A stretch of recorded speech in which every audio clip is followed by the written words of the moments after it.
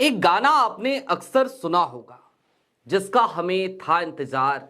वो घड़ी आ गई आ गई आ गई। अब वो घड़ी 2026 की शुरुआत की नहीं है, बल्कि 2026 में आने वाले एक विधानसभा चुनाव की है। राहुल गांधी ने एक बहुत दिनों से जिस बात का इंतजार था, लगभग वो कारनामा करने का इंतजाम कर दिया है। किसी का बैग पैक हो गया है और उसके साथ ही साथ लगभग 3-4 लोगों को नई और बड़ी जिम्मेदारियां मिलने जा रही हैं। और इनमें सबसे बड़ा इंतजार जिस नाम को लेकर हुआ करता था, वो नाम भी शामिल है, यानी कि गांधी परिवार की बेटी प्रियंका गांधी। और बैग पैक हुआ है केसी वेणुगोपाल का। सारी बातें जरा विस्तार से। नमस्कार, मैं स्वप्निल और आप मुद्दा देख रहे हैं। दोस्तों, आगे बढ़ें उससे पहले वही छोटी सी अपील। मुद्दा इन दिनों एक गंभीर आर्थिक संकट से जूझ रहा है। एक तरफ हमारे मेन बैंक अकाउंट्स फ्रीज चल रहे हैं, तो दूसरी तरफ हमारे 2.5 साल पुराने चैनल को हमसे लंबे समय तक छीन कर रखा गया था। ऐसे में डे टू डे ऑपरेशंस में मुद्दा को काफी मुश्किलों का सामना करना पड़ता है। लिहाजा आपसे गुजारिश है, यदि आप चाहें, यदि आप सक्षम हो, तो स्क्रीन पर दिख रहे क्यूआर कोड या फिर के नीचे दिख रहे यूपीआई नंबर के जरिए मुद्दा की छोटी छोटी मदद जरूर कीजिएगा। अब आगे बढ़ते हैं। कांग्रेस के अंदरूनी सूत्रों से कुछ बातें निकलकर सामने आई हैं और हमें लगा कि ये बातें आप तक पहुंचानी बहुत जरूरी है, क्योंकि पहले भी हमने आपको ये खबर बताई थी। आप में से कई लोग उस समय भी कह रहे थे कि आप कह तो रहे हैं, लेकिन ये जो कह रहे हैं ये होगा कब? तो यकीन मानिए, अब वो घड़ी नजदीक आ गई है। 2026 का साल दरअसल कांग्रेस के लिए बहुत ज्यादा मायने रखता है। केरल में भी चुनाव है और केरल यानी कि गृह राज्य है केसी वेणुगोपाल का। अब केसी वेणुगोपाल को यूं ही किसी दूध में पड़ी मक्खी की तरह निकाल कर फेंकना ना तो राहुल गांधी के बस की बात है, ना तो कांग्रेस की हाईकमान की। और जब मैं बस की बात कहूं तो इसे अन्यथा लेने की जरूरत नहीं है। याद कीजिए, अमेठी में जब राहुल गांधी चुनाव हारे थे तो उनका सहारा कौन बना था? जवाब है वायनाड। और यह कहानी दरअसल तब से ही शुरू होती है। अमेठी में जब ये सर्वे कांग्रेस के इंटरनल बताने लगे थे कि राहुल हार सकते हैं चुनाव, तो उस वक्त वो केसी वेणुगोपाल ही थे जिन्होंने राहुल को ये सजेशन दिया था कि वो वायनाड से चुनाव लड़ें। इतना ही नहीं, वायनाड में राहुल गांधी की सीट की जिम्मेदारियां भी संभाली थी केसी वेणुगोपाल ने। चुनाव जितवाया भी था केसी वेणुगोपाल ने। उन्होंने उस सीट पर पूरा फोकस किया था। जाहिर सी बात है, उस बात का एक एहसान तो गांधी परिवार के कंधों पर है ही।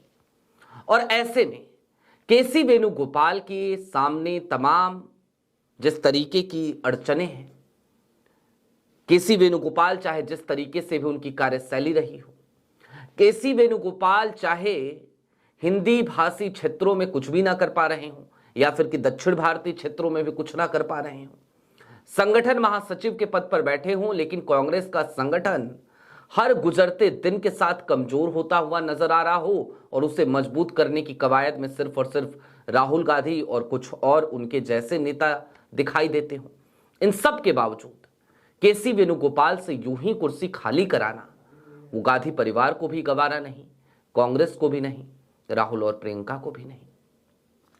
ऐसे में केसी वेणुगोपाल के बैग पैक कराने का मुफीद वक्त 2026 का ये साल है।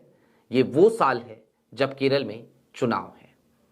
अब ये तो हो गई केसी वेणुगोपाल की कुर्सी खाली करने की बात, बैग पैक करके केरल पहुंचने की बात और दक्षिण भारत के राज्यों में कुछ जिम्मेदारियां निभाने की बात, उनका फोकस उधर करने की बात।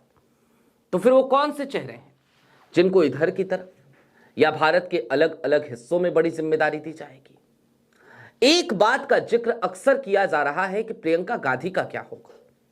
एक लंबा समय हो गया, वो महासचिव तो हैं, जनरल सेक्रेटरी तो हैं, लेकिन अभी तक किसी पद पे नहीं है। तो आज की तारीख में जो कांग्रेस की अंदरूनी राजनीति चल रही है, उसके अंतर्गत प्रियंका गांधी को एक बहुत बड़ी जिम्मेदारी मिलने जा रही है। मल्लिकार्जुन खड़गे अपने पद पर बने रहेंगे, लेकिन उनके साथ ही साथ एक वर्किंग प्रेसिडेंट और बनाया जाएगा, एक कार्यकारी अध्यक्ष बनाया जाएगा। और यह अध्यक्ष कोई और नहीं होगा, ये होंगी प्रियंका गांधी। अब आप कहेंगे कि केसी वेणुगोपाल का बैग पैक हो जाएगा, तो फिर उनकी जगह पर जिम्मेदारियां कौन उठाएगा?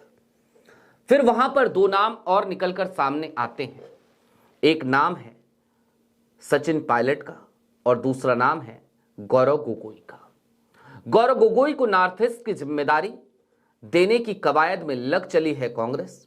हालांकि असम में चुनाव है, असम के प्रदेश अध्यक्ष हैं गौरव, और लगातार असम में वो कांग्रेस को एक तरफ मजबूत कर रहे हैं तो दूसरी तरफ शाह के बेहद खास मुख्यमंत्री यानी कि हिमंता बिस्वा शर्मा के पैरों तले जमीन खिसकाने की पूरी कवायद में लगे हैं, लगातार जमीन खिसकाते नजर भी आ रहे हैं। लेकिन सचिन पायलट एक ऐसे काबिल नेता हैं, और कई बार लोग कहते हैं कि भाई वो तो बागी हो गए थे, उन्होंने तो बगावत कर दी थी। और जब भी लोग कहते हैं तो मैं फिर एक ही सवाल करता हूं कि क्या बागी होकर कहीं और चले गए थे क्या? पार्टी से नाराज हुए, धरने पर बैठे, और पार्टी से नहीं, अपनी पार्टी की एक सरकार से नाराज हुए। बात सिर्फ महत्वाकांक्षा की नहीं थी, बात तो इसकी भी थी कि करप्शन हो रहा था, करप्शन उनके सामने था, नाराज हुए। कांग्रेस यही तो सिखाती है। सचिन पायलट इसी अपने नजरिए के तहत तो खुद को कांग्रेसी साबित करने में साबित हुए थे। उस वक्त उन्होंने खुद इस बात का ऐलान किया था वो कांग्रेसी हैं, वो हमेशा कांग्रेसी रहेंगे। संगठन महासचिव के तौर पर कांग्रेस के पास 2-3 चेहरे हैं, और अब तैयारी इस चीज की चल रही है कि संगठन महासचिव देश के अलग अलग हिस्सों के लिए अलग अलग लोगों को बनाया जाए।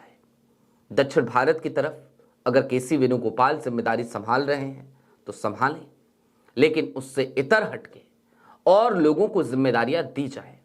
हालांकि केसी वेणुगोपाल भी दक्षिण भारत के संगठन महासचिव बन पाएंगे अब यहां से बैग पैक होने के बाद, या फिर कि केरल में ही कोई जिम्मेदारी निभाते नजर आएंगे, यह भी एक बड़ा सवाल है। क्योंकि दूसरी तरफ दक्षिण भारत में ही कर्नाटक के उप मुख्यमंत्री हैं जिनका नाम है डीके शिवकुमार। एक तरफ अगर भारतीय जनता पार्टी के पास अमित शाह का चेहरा है जिनको लोग चाणक्य कहते हैं, एक ऐसा चाणक्य जिसके पास ED, CBI, income tax, Delhi police, तमाम एजेंसियां हैं, और उन एजेंसियों के बलबूते खुद को चाणक्य अमित शाह कहलवाते हैं। तो दूसरी तरफ डीके शिवकुमार हैं जो जब भी पार्टी संकट में आती है वो सामने आकर खड़े हो जाते हैं। कर्नाटक में लोगों ने कहा पार्टी संकट में है, तो कर्नाटक में भी डीके शिवकुमार ने कहा कोई संकट नहीं है, मुझे मुख्यमंत्री बनने की कोई इतनी जल्दीबाजी नहीं है। हिमाचल में जब कांग्रेस की सरकार संकट में आई तो डीके शिवकुमार ही आए और उन्होंने ही वहां पर बातचीत करी, उन्होंने ही उस संकट से कांग्रेस की सरकार को उबारा था, उन तमाम लोगों को शांत कराया था।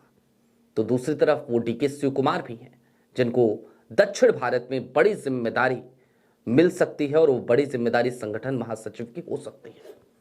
लेकिन हां, इतना तय जानिए कि केसी वेणुगोपाल का बैग पैक होना वो तय है, और वो बैग पैक 2026 के केरल के चुनाव के मद्देनजर ही होगा, क्योंकि यही एक मुफीद मौका बन चला है जब अब केसी वेणुगोपाल को टाटा बाय बाय दिल्ली की राजनीति से, या कांग्रेस के हाई कमान का जो वो 5th सेंटर बन चुके हैं, पावर सेंटर, उससे उन्हें टाटा बाय बाय किया जा सके। और इसके बहुत सारे संकेत बीते दिनों में मिले भी हैं। याद कीजिए, हालिया दिनों की बात है, बिहार के चुनावों के बाद समीक्षा बैठक हो रही थी, और समीक्षा बैठक के दरमियान अचानक से राहुल गांधी ने यहां तक कह दिया केसी वेणुगोपाल को कि प्लीज वेट आउटसाइड। ये कोई छोटी बात नहीं थी। जब विधायकों से बैठकों के बाद हारे हुए प्रत्याशियों से बैठक करने की बारी आई, और जैसे ही 5वें विधायक बाहर गए, 6वें विधायक अंदर आए, केसी वेणुगोपाल को राहुल ने कमरे से बाहर का रास्ता दिखा दिया था। राहुल उस समय भी संकेत दे चुके थे।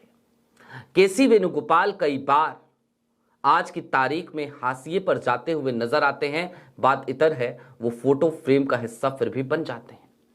लेकिन एक एहसान किया था उन्होंने। वायनाड से राहुल को चुनाव लड़वाकर, चुनाव जितवाकर जब अमेठी से राहुल हारे थे तो उस वक्त पे भी उनको संसद में भिजवाकर इस एहसान का बदला कांग्रेस ने काफी हद तक चुकाया भी है। लेकिन अब सवाल वही होता है कि आखिरकार कब तक चुकाएगी कांग्रेस किसी भी तरीके के एहसान का बदला।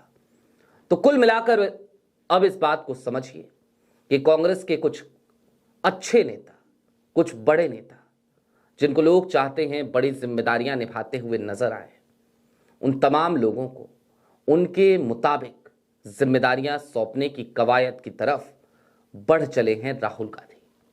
ये नाम है प्रियंका गांधी का, ये नाम है गौरव गोगोई का, ये नाम है निश्चित तौर पर सचिन पायलट का, और ये नाम है पवन खेरा का भी।